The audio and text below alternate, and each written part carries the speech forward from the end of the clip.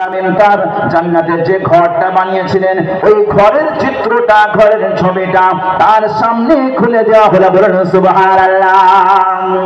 এবারে বলেন, যদি কেউ জান্নাতের চিত্র দেখে, জান্নাতের ছবি দেখে, দুনিয়ার হাজার কষ্ট মনে হবে?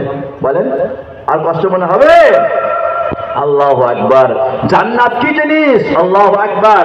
জান্নাতের বিবরণ আল্লাহ পাক দিচ্ছেন যে এমন একটা জান্নাত দেওয়া হবে যে জান্নাতের নিচে তলদেশে সমুদ্র প্রবাহিত হবে। শুধু তাই নয়, জান্নাত একটা এমন জান্নাত বলা যায় যে জান্নাতের মধ্যে ৮০,০০০ ফ্ল্যাট থাকবে। শুধু তাই নয়, জান্নাতের মধ্যে আপনি যা কিছু চাইবেন, ওয়ালাকুম ফিহা মা তাশতাহি আনফুসুকুম ওয়ালাকুম ফিহা মা তাদউন। তোমার মন যা চাইবে জান্নাতে, তুমি যা ইচ্ছা করবে আল্লাহ তোমার ইচ্ছা পূরণ করবে। আর যা তুমি দাবি করবে আল্লাহ রাব্বুল আলামিন জান্নাতের মধ্যে তোমার দাবিকে পূরণ করা হবে। ওই জান্নাতের বিবরণ মানুষ শেষ করতে পারবে না। রাসূলুল্লাহ সাল্লাল্লাহু আলাইহি ওয়াসাল্লাম একটাই কথা বলেছেন, জান্নাত এমন যে চক্ষু দেখেনি, কান শুনেনি, এবং অন্তরে কল্পনাও জল্পনাও করা যাবে না। যখন সেই জান্নাতের চিত্র দেখছে আসিয়া সঙ্গে সঙ্গে আয়াতটা পড়ছে। কোন আয়াতটা? সেই আয়াতটা আল্লাহ পাক সূরা তাহরিম 11 নম্বর আয়াতে 66 নম্বর সূরাতে আল্লাহ বর্ণনা করলেন, ও বারাবাল্লাহু মাতালান লিল্লাযীনা কাফারু ইমরাআতা ফিরআউন ইয ক্বালাত রাব্বি ইবনি লি ইনদাকা বাইতান ফিল জান্নাহ। তখন সে বলছে, আল্লাহ গো, আমার জন্য তুমি জান্নাতে একটা ঘর বানিয়ে দাও। আল্লাহ পাক ঘর বানিয়ে দিলেন। ওয়ানাজ্জিনি মিন ফিরআউন ওয়া আমালিহি ওয়ানাজ্জিনি মিনাল কওমিল যালিমিন।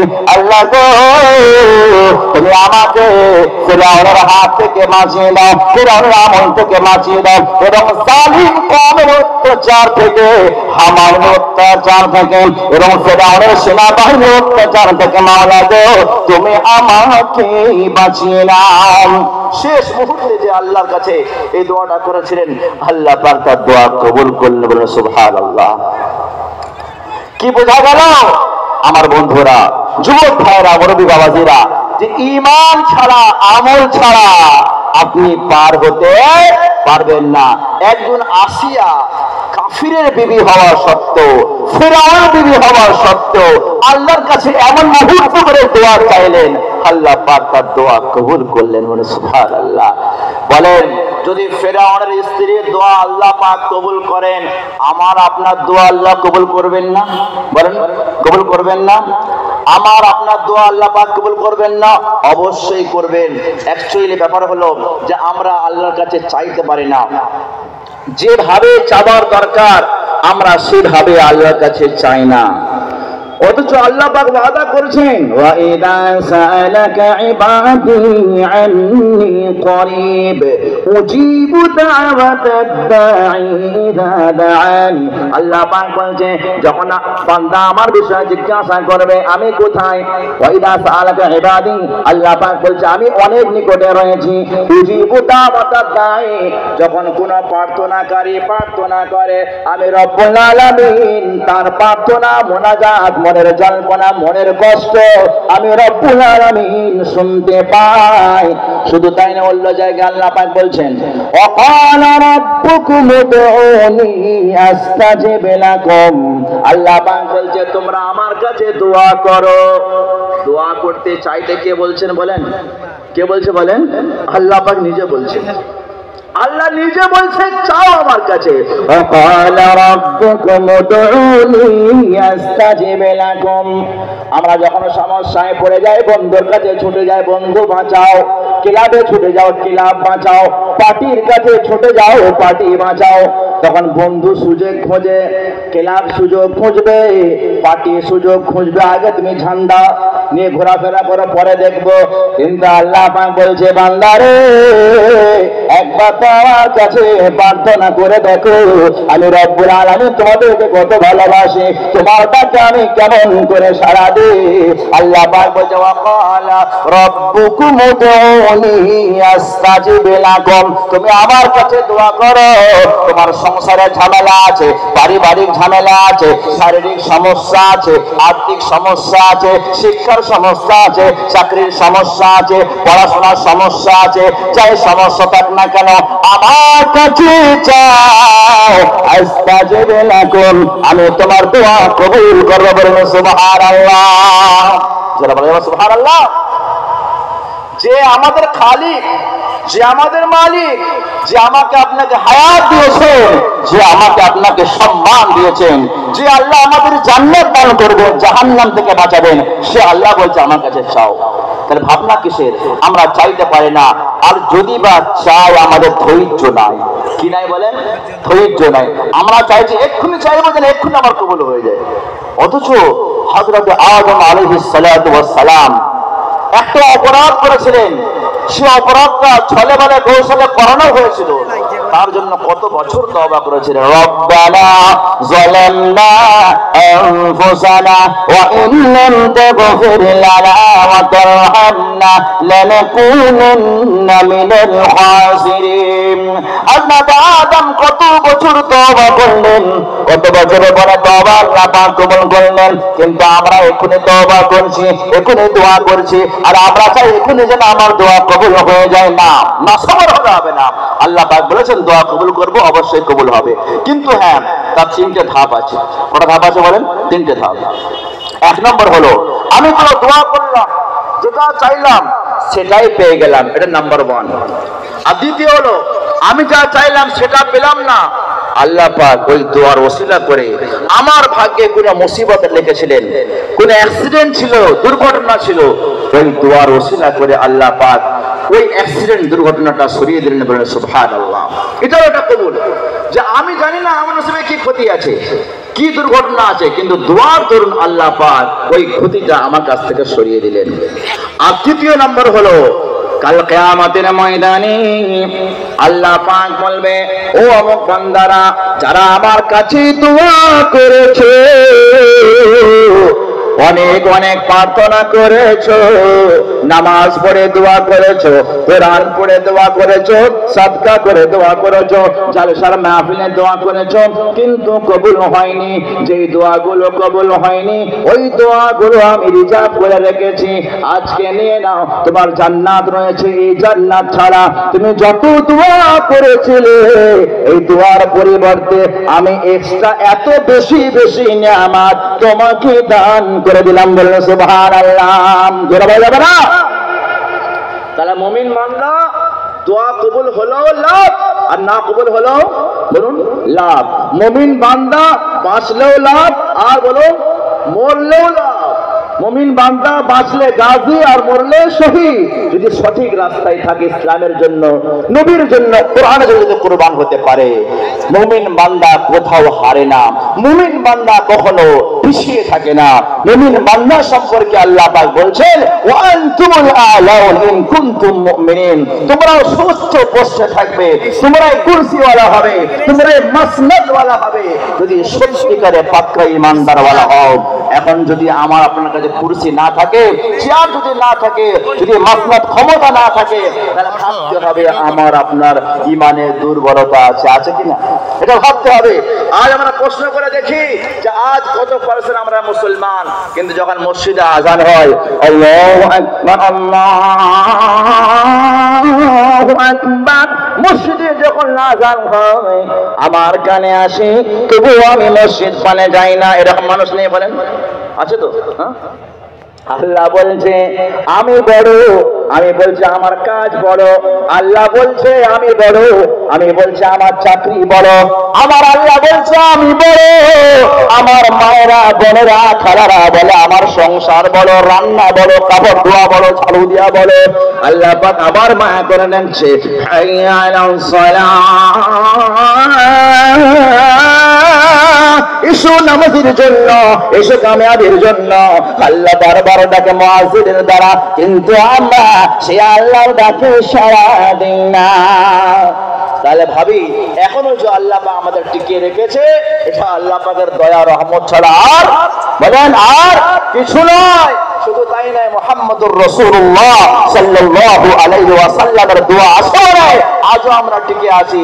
নালে আগেকার উম্মতরা একটা গুনাহ করত, একটা অপরাধ করত, আল্লাহ ধুলির সাথ করতেন। কোন কওমকে আল্লাহ পাক বললেন মাছ ধরবে না, তারা অন্য দিনে মাছ ধরেছে, আল্লাহ বাদরে পরিণত করে দিয়েছে। হ্যাঁ কি না? শুআয়ব আলাইহিস সালাম, সালেহ আলাইহিস সালাম কওমকে আল্লাহ পাক বললেন ওজনে মাল কম দেবে না, তারা ওজনে মাল কম দেওয়া শুরু করলো। আল্লাহ রাব্বুল আলামিন আসমান থেকে বৃষ্টি বন্ধ করে দিয়ে অগ্নি বৃষ্টি চালু করে দিলেন। তাহলে বোঝা গেল আমরা যে উচ্চ পোস্টে নাই, মাসনাদে নাই, বাদশাহিত্যে নাই, ভাবতে হবে আমাদের মধ্যে কমি আছে, আমার মধ্যে দুর্বলতা আছে। তাই বলবো সোনার চাঁদ বন্ধুরা, আমরা সময় আছে যদি আল্লাহর দিকে ফিরে আসি, কোরআনের দিকে ফিরে আসি। শুধু কোরআন কোরআন কোরআন করলে হবে না, কোরআন মতো আমার জীবনকে চালাতে হবে। যদি কোরআন মতো আমরা চলি, ফায়দা কি হবে? কোরআন নিজেই বলছে, হে কোরআন, যদি তোমার মতো জিন্দেগি যাপন করে আমার ফায়দা কি হবে বলো? কোরআন বলছে, ফামান তাবিআ হুদায়া ফালা খাউফুন আলাইহিম ওয়ালা হুম ইয়াহজানুন। যারা আমার হিদায়াতকে অনুসরণ করবে, ফামান তাবিআ হুদায়া ফালা খাউফুন আলাইহিম, তাদের দুনিয়াতে কোনো ভয় থাকবে না। আজ সত্যি কথা বলতে আমরা আল্লাহকে ভয় করি না, আমরা বান্দাকে ভয় করি, করি না? ভালো করে কেমন? আমরা সরকারকে ভয় করি, বান্দাকে ভয় করি, আল্লাহ ছাড়া গায়রুল্লাহকে ভয় করি, দুশ্মনকে ভয় করি, পাওয়ারশীল ব্যক্তিকে ভয় করি, আল্লাহ কিন্তু ভয় করি না। বলছে जो अल्लाह से ना डरे वो सबसे डरता है, और जो अल्लाह से डरे वो किसी से नहीं डरता। যে আল্লাহকে ভয় করে সে কাউকে ভয় করবে না। কোরআন কারীম বলছে, ফামান তাবিআ হুদায়া ফালা খাউফুন আলাইহিম ওয়ালা হুম ইয়াহজানুন। দুনিয়াতে কোনো ভয় থাকবে না, দুনিয়াতে কোনো টেনশন থাকবে না, ওয়ালা হুম ইয়াহজানুন। শুধু তাই নয়, মৃত্যুর পরে যে জীবনটা রয়েছে, কবরের জীবন, হাসরের জীবন, ওই কবরের জীবনটা, হাসরের জীবনটা আল্লাহ সুন্দর করে পার করে দেবেন। বলেন সুবহানাল্লাহ। যদি আমি কোরআন মোতাবেক জীবন কাটাই, কেন? কোরআন হলো একটা এমন জিনিস, কোরআন ছাড়া আমি কোনো সমস্যার সমাধান পারবো না, কোরআন ছাড়া আমি রাস্তা পাবো না। কারণ কোরআনকে সম্পর্কে আল্লাহ পাক বলছেন, ও দুনিয়াবাসীরা, কোরআনের মধ্যে কি আছে?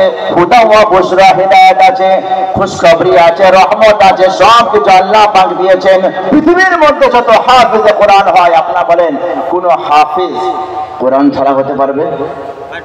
কোন মাওলানা কোরআন ছাড়া হতে পারবে? কোন মুফতি কোরআন ছাড়া হতে পারবে? কোন কারি কোরআন ছাড়া হতে পারবে?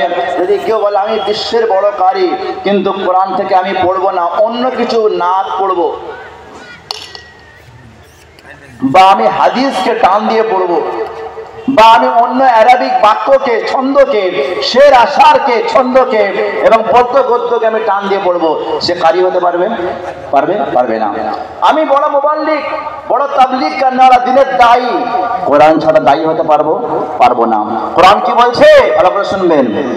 কোরআন বলছে, আমায় ইয়াদ করবে যে, আমায় ইয়াদ করবে যে হাফিজ হয়ে যাবে। বলুন সুবহানাল্লাহ, যারা বলেন সুবহানাল্লাহ। কোরআন যারা ইয়াদ করবে, আজ আমরা সামান্য চটি কিতাব বর্ণ পরিচয় মুখস্থ রাখতে পারি না, পারি কি? যদি আপনাকে মুখস্থ করতে দেওয়া হয়, আপনি মুখস্থ করবেন কিন্তু ভুলে যাবেন। কিন্তু কোটি কোটি মাসুম বাচ্চারা, এই আমার হাজরাতের কাছে প্রতি বছর শুনলাম 10টা করে ছাত্র হাফিজে কোরআন হয়। বলেন সুবহানাল্লাহ। এই কুচি কুচি মাসুম বাচ্চা তাদের সিনার মধ্যে কোরআনকে পরিপূর্ণ রেখেছে। এটা একমাত্র আল্লাহ পাকের শান, মুজিজা ছাড়া আর কিছু নাই। তাই শায়ের কি বলছে, মুঝে ইয়াদ করোগে তো हाफिज बन जाओगे, मुझे याद करोगे तो हाफिज बन जाओगे, मुझे याद करोगे तो हाफिज बन जाओगे, मेरा तर्जमा करोगे तो, मेरा तर्जमा करोगे तो मौलाना बन जाओगे। सुभान अल्लाह। और उर्दू বোঝেন তো সবাই? হ্যাঁ, তরজমা মানে কি? তরজমা ব্যাখ্যা বা মানে কোরআন বলছে আমার মানে বলবে যে মাওলানা হয়ে যাবে, আমায় ইয়াদ করবে যে হাফেজ হয়ে যাবে। আর কোরআন কি বলছে? আমায় সুন্দর সঠিক পড়বে যে কারি হয়ে যাবে। সুবহানাল্লাহ। কত কারি বসে আছেন আমার আশেপাশে, কারি রয়েছেন, আরো কত মাহফিলে কারি রয়েছেন, কত কারি বসে আমার মাইকে আওয়াজ শুনছেন। এই যত কারি রয়েছে তাদের সামনে বলছি, বলছে কোরআন কি বলছে? আমায় সুন্দর সঠিক পড়বে যে কারি হয়ে যাবে। তারপরে কোরআন বলছে আমার মতো বিচার করবে যে, আমার মতো বিচার করবে যে কাজী হয়ে যাবে। সুবহানাল্লাহ। কাজী মানে কি? জজ, বিচারক, দুনিয়ার জজ, দুনিয়ার ব্যারিস্টার, দুনিয়ার উকিল। যদি তার মধ্যে ইসলাম না থাকে, ঈমান না থাকে, আল্লাহর ভয় না থাকে, তাহলে এককে 21 করতে পারবে কিনা? হ্যাঁ, পারবে। মানে আল্লাহর ভয় নাই, কিন্তু যখন তার মধ্যে ঈমান থাকবে, রাসূলের তরিকা থাকবে, আর যখন কোরআন আখিরাতের বিশ্বাস থাকবে, তার পেন কিন্তু বিক্রি হবে না। আর সঠিকভাবে যে বিচার করবে তাকে বলা হয় কাজী। কি বলা হয়? আর সেটা একমাত্র যখন কোরআন কারীমের আইন চলবে, যখন কোরআনের আইন চলবে, সে কি হবে? কাজী। এই কোরআন কি বলছে? আমার মতো বিচার করবে যে কাজী হয়ে যাবে, मुझे याद करोगे तो हाफिज बन जाओगे, मुझे सवार कर पढ़ोगे तो कारी बन जाओगे, मेरा तर्जमा करोगे तो आलिम बन जाओगे, मुझे पढ़ाने बैठोगे तो, मुझे पढ़ाने बैठोगे तो उस्ताद बन जाओगे। सुभानाल्लाह বলা যাবে না? কোরআন কারীমকে যারা পড়ায়, আমরা পড়াই আলহামদুলিল্লাহ, আমাদের হযরত পড়ান, ওলামারা পড়ান, ইনারা পড়ান, যারা কোরআনের খিদমত করবে, যদি সে আলিফ বাতাসও পড়ায়, হয়তো কে ভাবে হুজুর আমি বুখারী পড়াই না, আমি মিশকাত পড়াই না, আমি আবু দাউদ পড়াই না, আমি কাফিয়া পড়াই না, আমি হাদিস পড়াই না, আমি তাফসীর পড়াই না। বলে তাহলে তুমি কি পড়াও? আপনি কি পড়ান? বলে আমি মক্তবে ছেলেদেরকে পড়াই। বলে কি পড়ান?